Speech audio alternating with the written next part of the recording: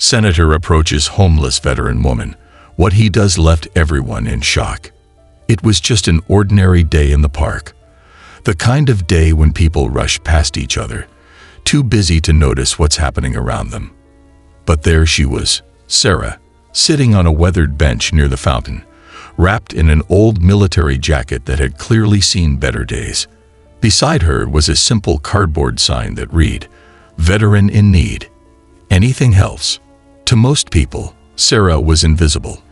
They passed by without a second glance, assuming she was just another homeless person with a sad story.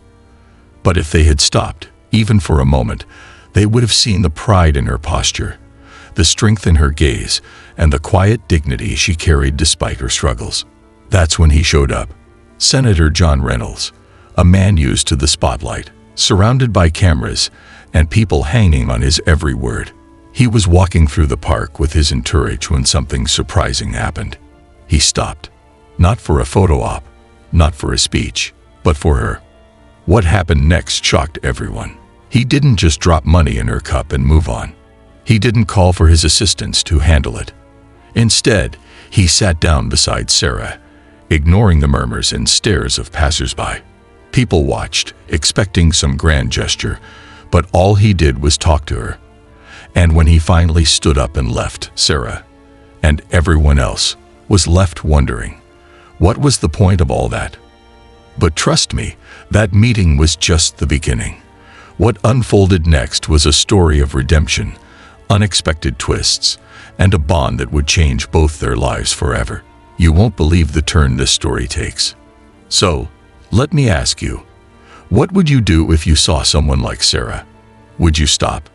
Would you listen? Stay with me, because this story isn't just about what the senator did. It's about how one small moment can spark something extraordinary. And if this story moves you, don't forget to like this video, share it with someone who needs a little inspiration, and subscribe for more stories that remind us of the good we're capable of. Let's get into it. It was a cold morning, the kind that bites through even the thickest jacket. The park was bustling with activity, joggers with headphones, parents chasing after kids, and office workers rushing through on their way to work. But in the middle of all that movement, Sarah sat completely still. She was perched on a wooden bench near the fountain, wrapped tightly in an old military jacket that had clearly been through as much as she had. Beside her was a small cardboard sign, "Veteran in need. Anything helps." The sign was simple, like her life had become, just enough to survive, nothing more. People walked past her without a glance. A few muttered under their breath. Others avoided looking in her direction altogether. But Sarah didn't seem surprised. She was used to being invisible. She had learned long ago that people preferred not to see the struggles they didn't want to deal with. And then something unusual happened. A sleek black car pulled up near the edge of the park. Out stepped Senator John Reynolds, his tailored suit looking sharp against the dreary winter backdrop. The senator wasn't just any politician. He was a man of influence, known for his polished speeches and grand gestures. But he wasn't the kind of person you'd expect to see in a park, let alone approaching someone like Sarah. At first, Sarah didn't even notice him. She kept her eyes on the ground, holding the edge of her jacket tightly against the cold. But then she heard footsteps, slow and deliberate, coming closer. She looked up and froze. The senator stopped right in front of her. He was tall, confident, and surrounded by a small group of aides who looked as confused as Sarah felt. People in the park began to notice, whispering and pointing as they tried to figure out what was happening. For a moment, Sarah thought he might drop some money in her cup, maybe say a kind word for the cameras. But he didn't.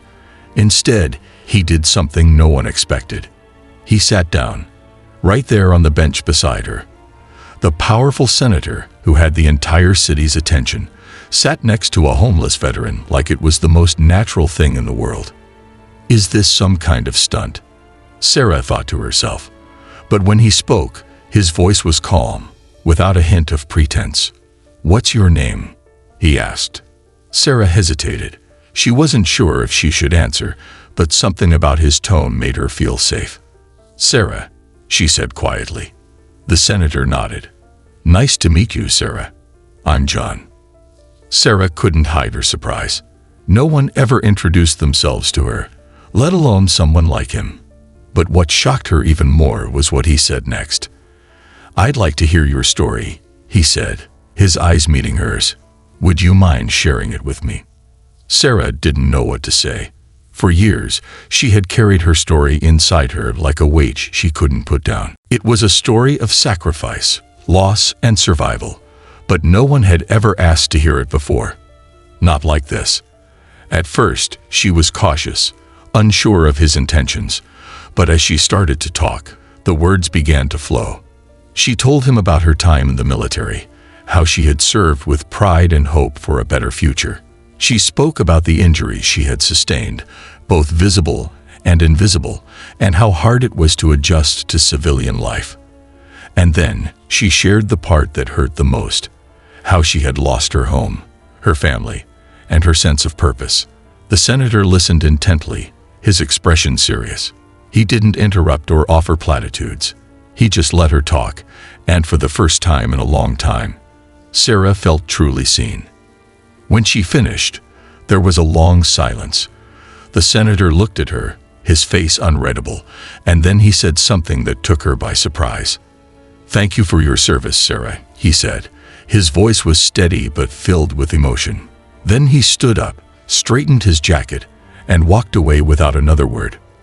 Sarah sat there, stunned. The whispers and stares from the crowd around her were deafening, but all she could think about was what had just happened. Why had he stopped? Why had he listened? And most importantly, what was he going to do now? Little did she know, this brief encounter was the beginning of something much bigger, something that would change both their lives forever. For the next few days, Sarah couldn't stop thinking about the senator. Why had he stopped to talk to her? What did he want? She tried to push the thoughts aside. She had enough to worry about, like where her next meal would come from or how to stay warm in the freezing nights. But no matter how hard she tried, the memory of their conversation lingered in the back of her mind. And then something unexpected happened. One chilly morning, as Sarah sat on her usual bench, a sharply dressed woman approached her. She was holding an envelope with the senator's official seal on it. Are you Sarah? The woman asked, her voice kind but professional. Sarah hesitated. Yeah, she said, tightening her grip on her worn military jacket. The woman handed her the envelope. This is for you, from Senator Reynolds. Sarah stared at the envelope, unsure if she should open it. The woman gave her a polite nod and walked away, leaving Sarah alone with her thoughts. Finally, curiosity got the better of her. She tore open the envelope with trembling hands and pulled out a letter. The senator's name was at the top, written in bold, official-looking font. The letter was short and to the point. Dear Sarah, it was an honor meeting you in the park. Your story touched me deeply, and I believe others need to hear it. I would like to invite you as my guest to a special event at the state capitol this Friday evening. Warm regards, Senator John Reynolds. Sarah's heart raced as she read the words. Her, at the state capitol. She hadn't stepped foot in a fancy building like that in years, let alone been invited as someone's guest. For a moment, she wondered if it was some kind of joke. But the senator didn't seem like the kind of man to play games. She folded the letter carefully and tucked it into her jacket. She wasn't sure what to think. Part of her wanted to go, just to see what this was all about. But another part of her, a bigger part, was terrified. What if she showed up and everyone laughed at her? What if she wasn't meant to be there? When Friday came, Sarah almost didn't go. She had nothing to wear except the clothes she always wore, her worn-out military jacket, a faded sweater, and old boots that barely kept out the cold. She felt out of place before she even arrived. But something inside her, maybe a flicker of hope, pushed her to show up anyway. The state capitol was enormous, its tall marble columns shining under the evening lights. Sarah stood at the entrance, clutching her invitation, while people in expensive suits and gowns walked past her, giving her curious looks. She took a deep breath and stepped inside. The inside of the building was even more intimidating than the outside. Chandeliers sparkled overhead, and the air smelled of fresh flowers and expensive perfume. Everywhere she looked, people were laughing and chatting, holding glasses of champagne and tiny plates of food. Sarah felt like an outsider, her worn jacket and boots sticking out like a sore thumb. She spotted the senator across the room, surrounded by a crowd of admirers. He saw her too and immediately broke away, walking over to her with a warm smile. "Sarah," he said, extending his hand. "I'm so glad you came." She shook his hand awkwardly, unsure what to say. "I wasn't sure if I should," she admitted. "You belong here," he said firmly. "Trust me." Before she could respond, the senator led her to a table near the stage, where she found a seat reserved with her name on it. People stared as she walked by, whispering behind their hands. Sarah tried to ignore them, but their judgmental looks made her want to shrink into herself. And then, the senator took the stage. "Ladies and gentlemen," he began, his voice commanding the room's attention. "Thank you all for being here tonight. I want to introduce someone who has deeply inspired me, a veteran who served our country with courage and sacrifice. Please join me in welcoming my guest of honor, Sarah." The room erupted into applause, but Sarah didn't feel proud. She felt exposed. All eyes were on her, and she couldn't tell if they were clapping out of respect or curiosity. She wanted to run, but the senator's words stopped her. "Sarah's story is not just hers," he continued. "It's the story of thousands of veterans who have given everything for this country and have been forgotten when they needed us most. That changes tonight. I am proud to announce a new initiative to provide housing, medical care, and resources to homeless veterans, inspired by Sarah and her bravery." The applause grew louder, but Sarah felt tears welling in her eyes. She didn't know if they were tears of gratitude or frustration. Was this real? Did he actually care, or was she just a tool for his political gain? As the event went on, Sarah felt the weight of everyone's stares. She couldn't take it anymore. She stood up and tried to slip out quietly, but the senator caught her just outside the door. "Sarah," he said gently, "where are you going?" "I don't belong here," she said, her voice shaking. "I don't want to be a showpiece for your campaign." The senator looked at her, his expression serious. "You're not a showpiece. You're the reason we're doing this.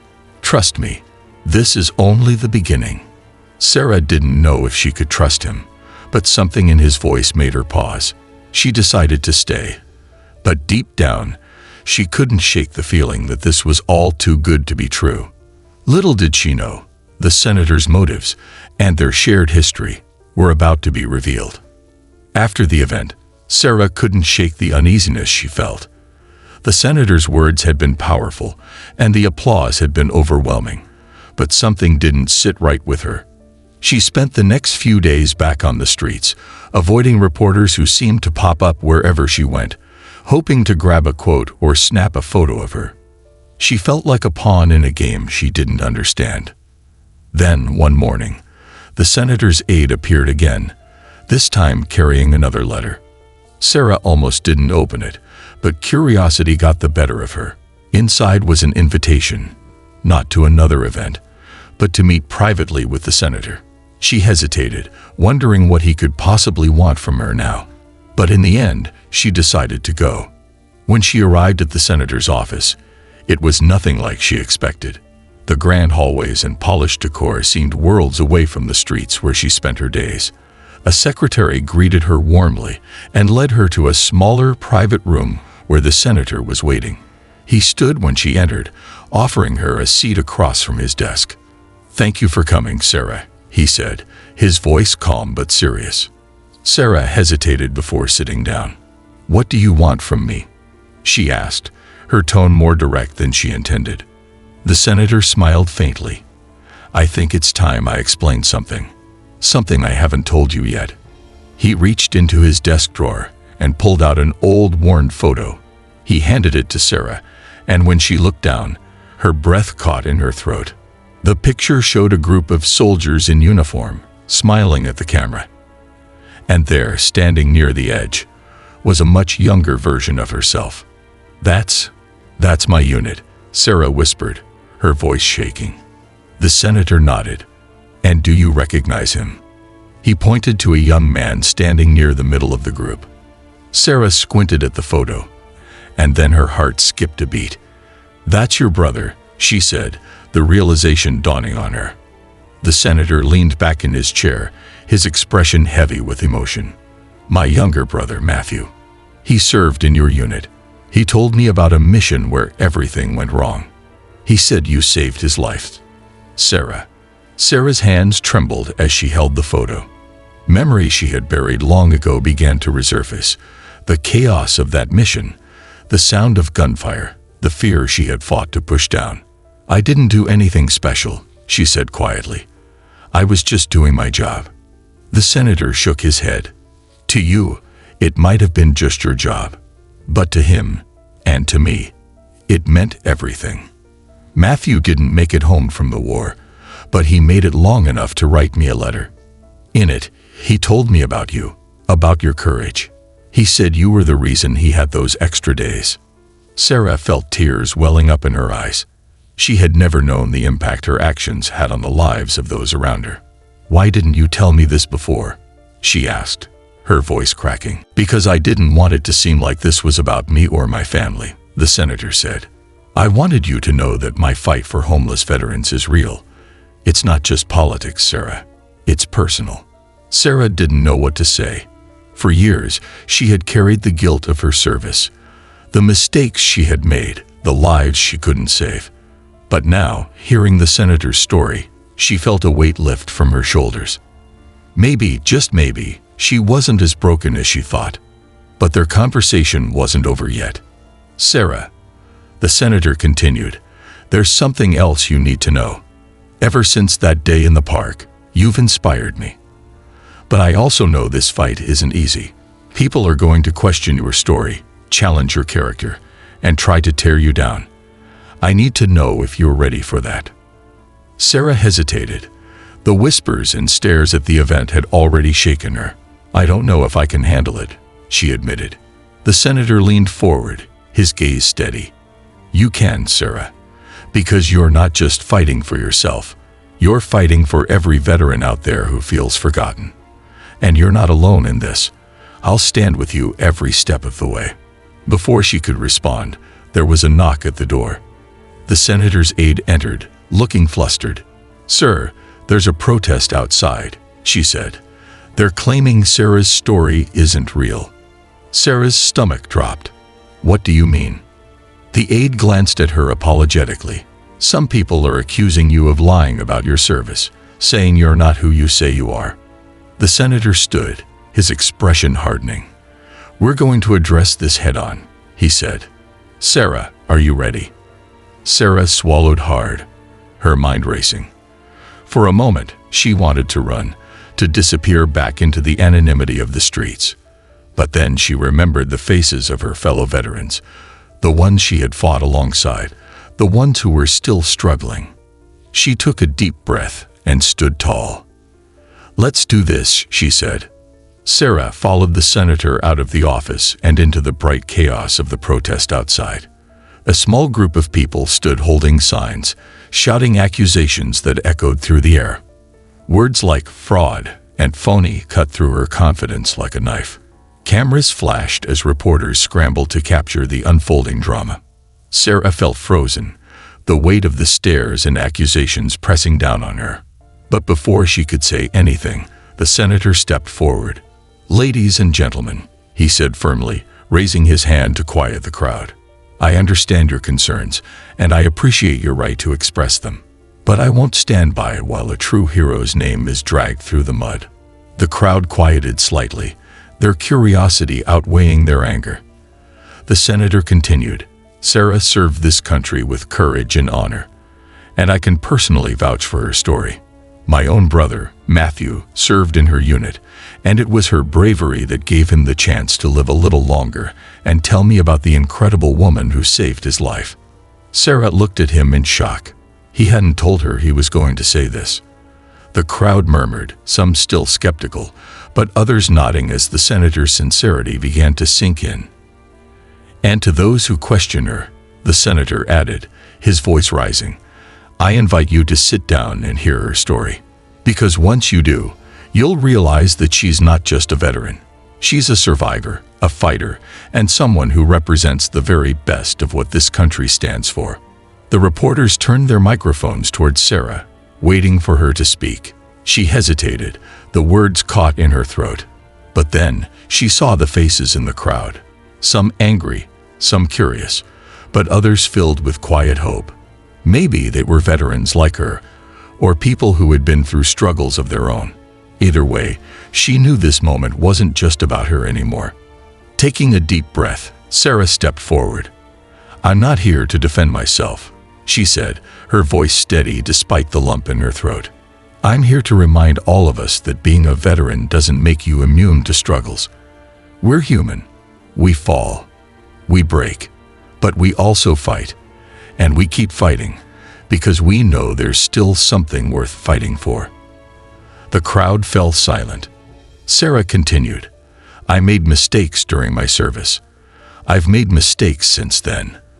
But I've also seen what kindness and courage can do, even in the darkest times. And if my story can help even one person, then I'm willing to stand here and share it.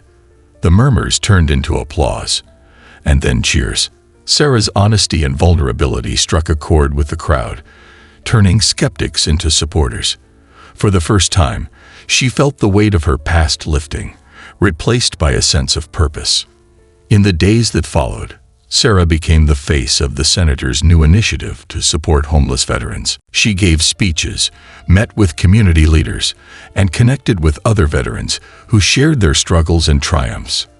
Her story inspired donations, government funding, and a wave of support that grew beyond what anyone had expected. But the biggest surprise came during the official launch of the program. As Sarah stood on stage beside the senator, he made an announcement that left her and the audience speechless. Today, I'm proud to announce that Sarah will not only be the face of this program, she will lead it, the senator declared. She has lived this experience. She understands what our veterans need, and there's no one better to guide this mission. Tears filled Sarah's eyes as the crowd erupted into applause. She had never imagined herself in such a role, but in that moment, she felt something she hadn't felt in years: hope. After the event, as the crowd dispersed, the senator approached her. You've earned this, Sarah, he said. And I'm not just talking about this job. You've earned the right to live your life with dignity and pride. Sarah nodded, her voice thick with emotion.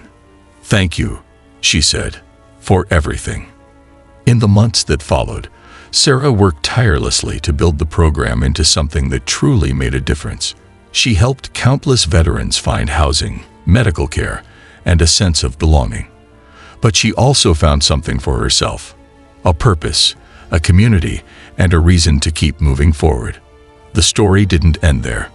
One day, as Sarah sorted through letters of gratitude from veterans who had been helped by the program, she found an envelope addressed to her. Inside was a note from the senator, along with a personal check. The note read, "This is from my own salary. It's not much, but it's my way of saying thank you for saving my brother, for inspiring me, and for proving that redemption is always possible." Sarah sat quietly, holding the note in her hands. She thought back to the day she had met the senator in the park, the day everything had changed. She had felt invisible then, like her life no longer mattered. But now she knew better. Sarah folded the note and placed it carefully in her jacket pocket. Then she stood, ready to face the next challenge. Because if there was one thing she had learned, it was this: no matter how broken you feel, you can always find a way to rebuild. And sometimes, the most unexpected people will help you along the way. So that's the story of how a chance meeting in a park changed everything. For Sarah, for the senator, and for countless others. Sarah went from being invisible, a forgotten veteran on the streets, to becoming a voice for those who couldn't speak for themselves. And the senator, he didn't just change her life, she changed his too. Together, they proved that even in the darkest moments, there's always hope. But here's the twist. What if I told you that this story isn't just about Sarah or the senator? What if it's about you? Think about it. How many Sarahs do you walk past every day? How many lives could you change with just one act of kindness, one moment of listening, or one decision to care? The truth is, change doesn't always come from grand gestures or powerful people. Sometimes it starts with something as simple as sitting down on a bench and asking someone their name. Now, let me ask you, what would you have done if you were in the senator's shoes? Or Sarah's? Would you have stopped? Would you have trusted? Let me know your thoughts in the comments below. I want to hear your story. And if this story moved you, if it made you think about the power of connection and second chances, don't keep it to yourself. Like this video, share it with someone who needs a reminder of what's possible, and subscribe for more stories that challenge us to see the world differently. Together, let's create a ripple effect of kindness and inspiration. Because who knows, the next life you change might just be your own.